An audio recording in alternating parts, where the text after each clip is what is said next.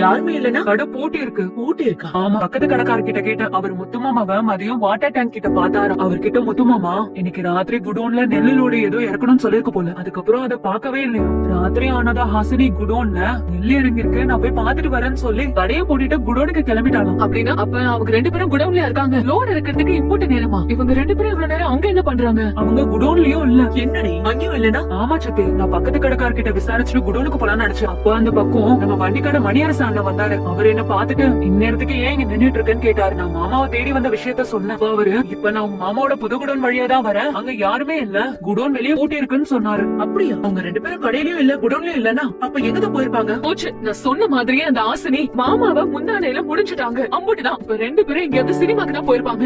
இல்லன்னா மதுரையில போய் ஊர் சுத்திட்டு இருப்பாங்க. இப்பதான் ராத்திரி நேரத்துல மதுரையில ஊர் சுத்துறது சகஜமாயிடுச்சுல. அதான் அவங்க முத்து மாமாவை வசியம் பண்ணி கூட்டிட்டு போயிருப்பாங்க. இவரும் இழிச்சுட்டே அப்படியே போயிருப்பாரு. அவ்வளவுதான், முடிஞ்சு போச்சு. இனிமே முத்து மாமாவை அவங்க கிட்ட இருந்து பிரிக்கவே முடியாது. அவங்க 2 பேரும் நிஜமா புருஷ பொண்டாட்டியா மாறிட்டாங்க. எல்லாம் அவங்களோட கிழக்குதான். யோசனையா யோசனை.